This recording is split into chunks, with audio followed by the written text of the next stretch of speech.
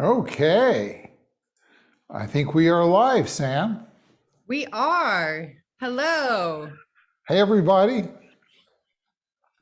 And if you are joining us, this is Happy Half Hour with Carolina Retirement Planners. We have been doing this now, I think, for 79 weeks or so. 78 78. weeks. 78 weeks. Every week, every Thursday at 4:30, we say, grab your favorite beverage, come join us. We're going to have kind of an entertaining half hour talking about something about retirement and investing and taxes and all that kind of stuff. I'm David Shikavich. I am the president of Carolina Retirement Planners. And with me is my daughter and partner, Samantha Sam Shikavich. Hello. And Sam, what is our topic this week we're going to be talking about? Oh man, well, we're going to be talking about I don't know, to kind of summarize the different ways that you can be investing. Different strategies. You've all heard active, passive, tactical. We're going to do a real fast and interesting, run across all those different things today. But we always like to start and talk a little bit of, have a little bit of fun. What are you drinking today, Sam? Oh, you know what? I am not drinking anything exciting. I'm drinking water. We were working up to the minute. Oh, my husband put it away. What was more interesting was what today is, which is National Cheese Day. And you have so kindly allowed us to borrow your cabin for the weekend, and we are going to be leaving for the cabin right after this. And we were going to hope to get snowed in there because we're not going to see snow here, probably just some ice. And Neil decided that we were going to join the ranks of every married couple and own a fondue set. He bought us a vintage fondue set that we have bets going. I think that we'll probably use it once and then it's going to take up space in our cabinet. And he is hopeful, optimistic that it will be otherwise, but we got a bunch of cheese that we're going to melt. But hey, just check out. Let's just hope you have power. That's all I can say, Check out how cute. It's like a mouse themed. It has a little leather tail. It's got these little teeth. This is leather. And I don't know. I don't know exactly how this is going to work, but these are all mice too. Oh my gosh. You know what? You're getting ready to Havarti Aguda time at that cabin. Havarti Aguda time. Oh, God, that is so bad. I wish I'd have thought of it, And with this also is Amy. Amy is our director of client fund and the whiz who knows how to run all this stuff through the internet so it can come to you on Facebook. And I see we have a lot of guests. I can see James is here, Brad is here, Robert, it's good to see you once again. Alexandra, Lynn is here, Miranda, Barbara, Bruce, welcome everybody. You can, say hi in the chat to us. You gotta remember, I can't give any loves and hugs. Yeah, with this compliance says we can't comment on the things, but I would like to know just for the sake of my husband and I's our banter. I would like to know how many of you at one point in your life owned a fondue set that ended up just clogging up space in your cabinet. Or how many of you bought a fondue set and you actually utilized it? How many use it at least 6 times a year or something? And what's your secret? Yeah, how many of y'all bought a fondue set and actually made good use of it? And how many of you bought it and then it clogged up the cabinets until you finally donated it to Goodwill? I don't know where ours is. I don't think we have it anymore. It just exactly. But we should get rolling. We have the presentation today is a little longer than usual. So I need to maybe get the show on the road there. And today we're going to talk about investing strategies. You know, you've heard all those words, active, passive, tactical, and what do they all mean and how does it all work? And I'm going to start with the big picture. And one strategy for investing, particularly if you're in or close to retirement, is to divide the money into two parts. And we're going to put one part in what we might call the offense. And this part we're going to put in the stock market. We're going to go buy stocks and bonds and things like that. And this is something that can go up and down and, you know, be subject to the ups and downs of the market. And the other part we're going to put on defense. Defense is what we often call fixed principal products, things that can't go down if the market goes up and down. But the two things that probably fall in here the most are cash, you know, money markets and CDs. They don't own any. Oh, they usually don't make anything anymore. But the other thing is various forms of fixed and fixed index annuities that can earn more but still be the principals protected. So we're going to look at these, and we're going to start with the offensive part here. This is where we're buying stocks and bonds. Now, Sam, if we're going to go buy stocks and bonds, do we want to buy just a few of them, or do we want to go out and buy more than a few? Well, you definitely want to diversify, right? Yeah, you want to diversify. Yeah. And you do that usually by buying a group of them, and usually that group you purchase in some sort of fund, you know, some kind of stock or bond or stock and bond fund. And if you look at funds, there's usually two kinds. There is what's often called mutual funds. This is where some expert goes out and picks what goes in the fund. They select a group of stocks that they think are going to do better than the overall market. And the other way is using an exchange traded fund, often called an ETF. And this one just seeks to match the market. For instance, if you're looking at the S&P 500, you might go out and buy all the S&P 500, each one, so that the fund goes up and down one for one with the market. There are sophisticated ways to do that, but basically they're matching the market because they're buying the market, or they're buying the top 100 oil stocks to match the oil market. There's names for these two, aren't there? What's the mutual fund typically called in terms of strategies? Active. This is called active management because some expert is actively trying to manipulate it. And how about the ETFs, the ones that match the market? Passive. Passive. Now, do active managers usually outperform the passive strategies? No, actually, they do not. Yeah, I bet you many people on the call know that you know, there's statistics that go something like 90% of the time over a 10-year period, the ETF, the passive, will outperform the active. However, 10% of the time, they don't. And there's what we found, or what, if you look at it, there's certain markets no one can beat, like the S&P. It just, no one's ever, but if you get to certain specialties, like certain bonds or certain foreign markets, there are active managers that can pay for themselves with the extra fees that they charge to give you that expert advice.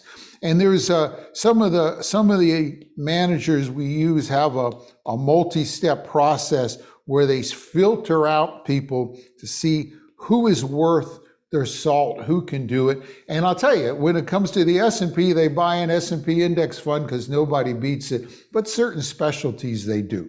So active and passive management.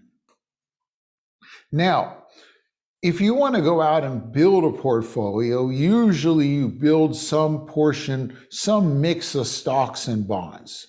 So you might go here and buy 50% bonds and 50% stocks. You might have a balanced, for some sort of balance in your portfolio. And now, if I'm going to go buy stocks, Sam, am I going to put all my money into US stocks? I wouldn't recommend it.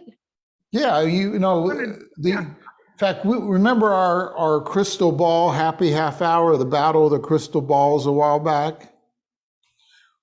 We surveyed some of the experts, what they predict in the next 10 years. In the next 10 years, they think the foreign markets, the international markets will do better than the US because to a great extent, we're really high now. Europe's kind of down and if we go out 10 years, they have a lot more opportunity and we'll probably, hopefully just we'll be at least flat. But so you might say, if I got 50% of my money in stocks, I'll put 30% in the US and I'll put, say, 20% in international.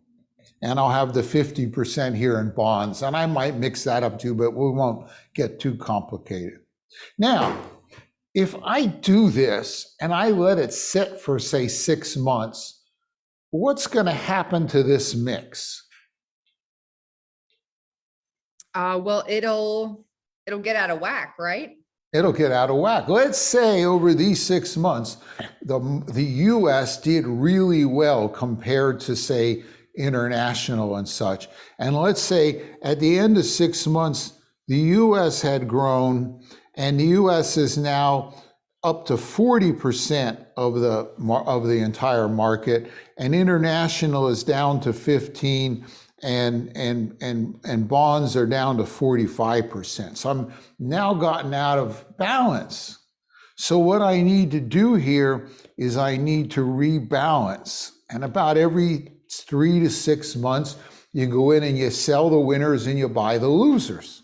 And so you could call this a buy, hold, rebalance strategy. I'm just following, I got a set mix and I'm just going to stay with it. And every so often, if it gets out of whack, I'm going to get back to it.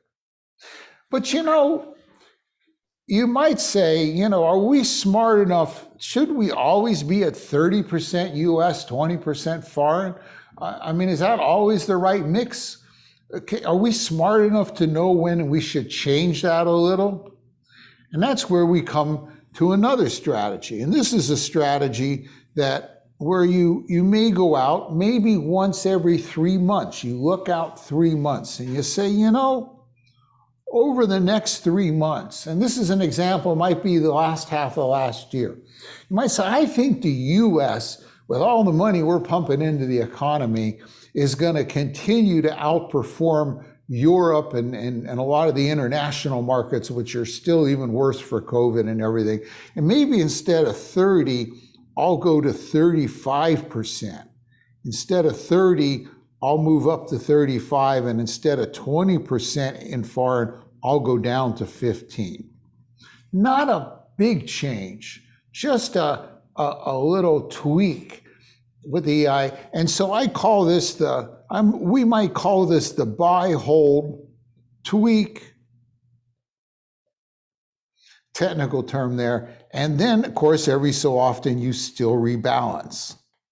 And the idea is, am I smart enough to just make 2, 3, 4, 5% changes to get a little bit more? And we might call this an alpha strategy. Alpha is the fancy technical word for trying to your ability to outperform just the general market. So by doing this, you hope to get 1, 2, 3% more out of the market. You're still kind of doing that basic mix, but you're just adjusting it a little. So that's another strategy you can have. Now, some of you may say, well, David, the market goes up and down so much. I hate to just ride it up and down, with just little tweaks, can't we do something more?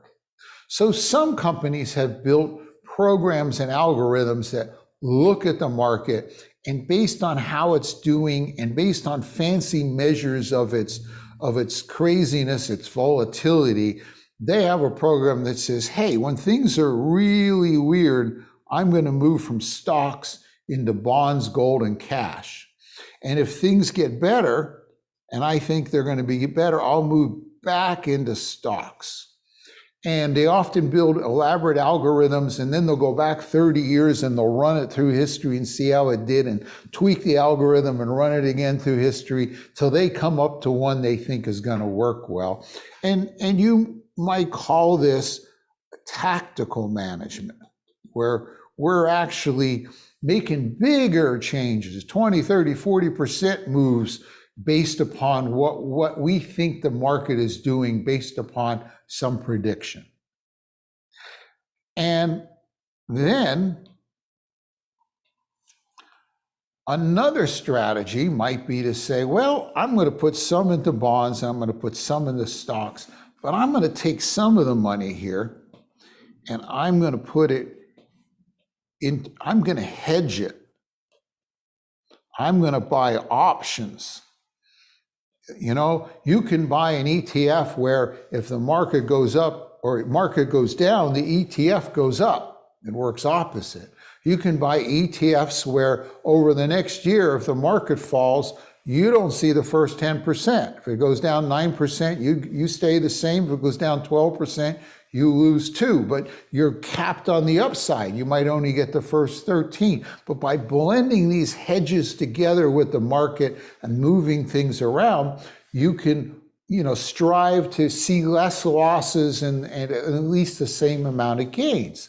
And if you came to and you could watch it on our YouTube channel or go to our website under events and watch it, we had Fawn Villanoia, who was here. He used to do hedging for large insurance companies, and he started his own company doing it, and he talked about that. So we could call this a hedge strategy. It's another strategy you can use in investing.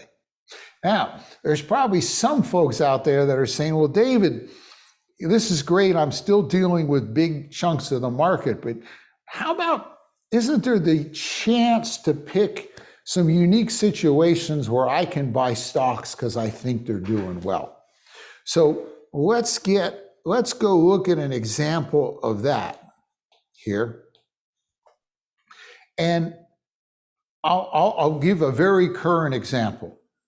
About 2 months ago, on November 15th of 2021, we signed into law what's called the Infrastructure Investments and Jobs Act. Now, we're all fighting over the Build Back Better, but this act was one that said we're going to spend $1.2 trillion over the next few years on things that both sides could agree on.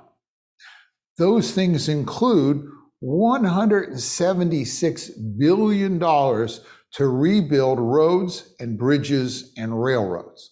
Now, you all have probably read about how a great percentage of our bridges in the U.S. probably shouldn't be driving on. The steel is rusted, the cement's falling down. There's a couple of them. I know when I drive on 95 through South Carolina, there's a couple where I kind of cross my fingers, hold my breath, say a prayer when I'm, So we're going to spend $176 trillion to do that. Well, that means somebody's going to make out. Somebody like maybe Martin Marietta Materials, they make the stones and the gravel that go in the bridge and in the underlayment. Boy, they're going to sell a lot of gravel. They're going to need backhoes and bulldozers, and people like Caterpillar are probably going to sell a lot more heavy equipment. Whether you know it, inside all those roads is a lot of steel, and there's certain steel companies that will be probably making a lot of rebar to go in there, and Nucor Steel and others, man, they're bound to be making out from that. We're going to spend $65 billion on the power grid, and so there's a lot of people that plan and lay and make cables and build all those towers. They're going to make money. You could say, let me invest in them. They're going to put $65 billion into rural broadband. That's like bringing the internet to the hinterlands. I hope they do it to the cabin that Sam talked about in Uwharrie, because I won't go into that. We're running over DSL telephone lines, but there's one that's very close to home. Right down the street here at the corner of College and Market is Corning. Corning makes optical fiber. Right now, they're probably turning out 100 kilometers a second or something. And I used to work for Corning. When I got out of Cornell, I went down, worked for Corning, worked right there at that plant. In fact, it is at that plant that I met Sandy. For those of you who don't know, Sandy is my lovely and talented and very tolerant, patient, and forgiving wife, who I met at Corning and married there all those years. In fact, we were at Corning when Sam was born, So Corning is going to sell a lot of fiber if we're going to spend $65 billion. A whole lot of other companies will do that too. And even charging stations for electric cars, $7.5 billion. I think they're going to make 500,000 charging stations. Somebody like Tesla or the like is going to make a lot of money installing tests. So we could go out and look at this unique opportunity and say, wow, there's some stocks we can buy here. And we're going to just put maybe 20 to 30 stocks that we'll put in this pool of stocks. And that'll be that will be what I might call a unique strategy. So there's some ways like that you can invest. So what strategy is right for you? You might be sitting there, wow, there's all these, and more than I haven't talked about. What strategy is right for me? Well, it depends on the person, but one way to put them together is to say, I'm going to do one big strategy, probably something like the alpha strategy that has a mixture of stocks and bonds that matches the risk that's right for you. But then I might go out here and actually buy some satellite strategies. I might buy the tactical strategy. I might buy the one that's buying options and hedging. I don't know why it changes color. I might buy one that one of the unique strategies and put that together for you. And that might be one way to invest, is to mix, because when the market does its ups and downs, some of these will do better than others, and then you have an option where to take money from. So that's what goes on the offensive side. Now, we also have the defensive side, what goes here. And here we're using, here we're going to use what is called indexing or index strategies. And what we do with index strategies is we put the money into bonds. The company puts the money into bonds. The bonds produce interest. The interest we use to buy options or calls on the market. If the market goes up, we take the winnings and we put it back into bonds. So we start here and we go up one click. And then the next year we take the interest and we buy calls on the market. And if the market goes up, we put it back into bonds, lock it back up in bonds. So it goes up 2 clicks. Then we'll use red to be dramatic. And this time we take the interest, we buy calls. And this time the market goes down. It falls 40%. We have another 2008 kind of thing. Market goes down even below where I started. But what did I really lose that year?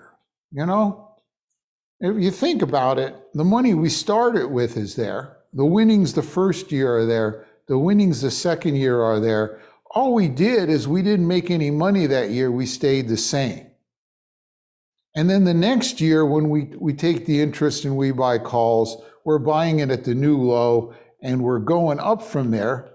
but our money's up here, so we're actually going up from here. So we don't have to wait for the market to get at the top. We get a new zero every year. So this is called indexing because you're not in the market. You're just indexing to it. You're using some fancy options. It's a structured product. So that's a way to grow money on the defensive side and earn a reasonable return.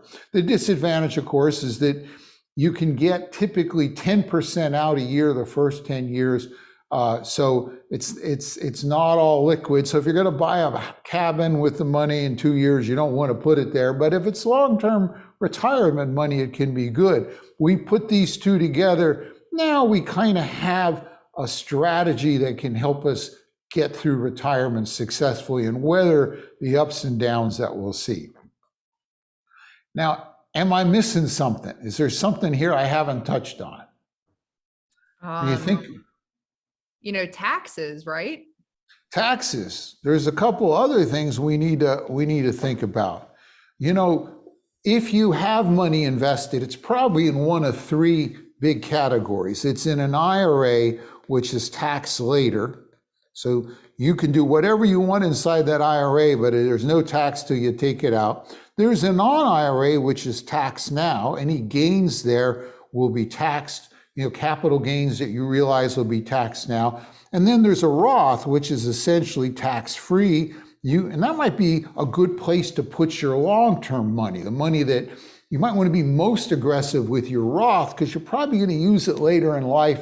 And you want that to be you could take a little more risk because it's a longer term investment. You want to put things that move around a lot in the IRA so there's no taxes. And you want to put things that don't move around in the non-IRA. Same way with inheritance. Some of you may blow it and die with some money left over, not manage to spend every dime. If that money goes to your spouse, well, if it's an IRA, your spouse will be able to stretch that out over the lifespan. If you leave an IRA to the kids, they're going to have to take it all out in 10 years now. But if you leave non-IRA money to the kids, say stock that's gone way up, they get it in most cases, they'll get a stepped up basis. They won't pay any tax on it. And of course, a charity doesn't pay tax. So you need to be sure as you're doing investing, you look at where the final resting place of this money is so you have the right things in the right places. So that's some more considerations. It's more than just investing. It's integrating those with the rest of your life. And then there's things we haven't talked about. Life insurance has a lot of advantages. There's private equity and hedge funds that we use that for the right person can be really good, but they have other advantages and disadvantages. They're for mainly people with more than $1 million that understand the risk.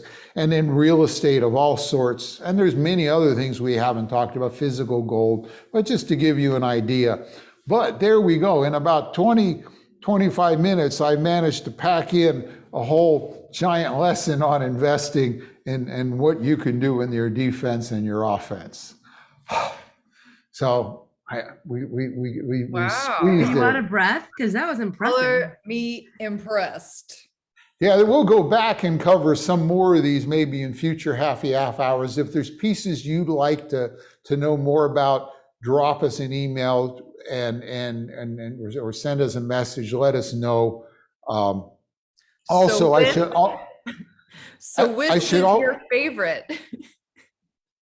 Yes, Sam, yes. Which one is my favorite? So which one is your favorite? Well, He's doing the tease. Strategy do you like? It all depends. You need a little bit of everything. You got to have access. I might also remember clients on the call, you can call us and schedule a call or a meeting or a Zoom. If you're new to this and you have a question you want to ask, if you go to the website Carolina15.com, there's a calendar you can get on and book a 15-minute call with us, ask any question, no cost obligation. So it's worth talking about that as well. So, okay, Sam, what is next? Well, it's important to mention that in case you miss, any of our happy half hours, or In case so you missed. in case so your friends missed our happy half hours, they can always go to our website I'm and totally watch any of laughing our over here. reruns on YouTube. I love the cheesy puns. You're just I gonna think- string us along with that one, right? You know, it's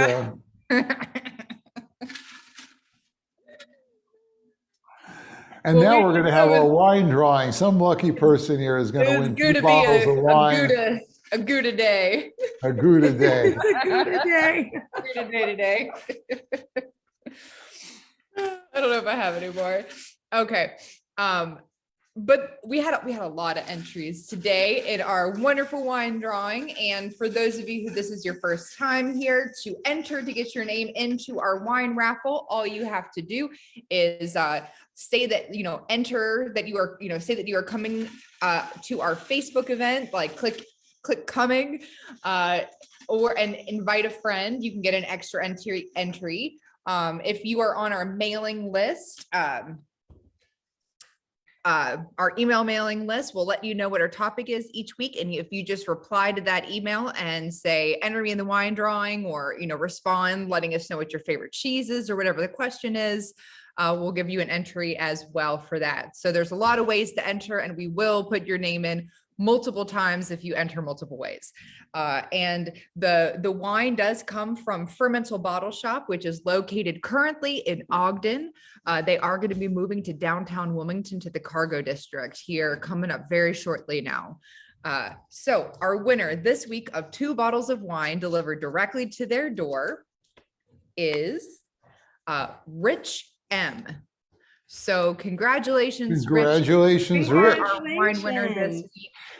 To everybody else, please keep entering. And for next week, one topic everybody's thinking about right now is inflation. All you hear on the news is inflation.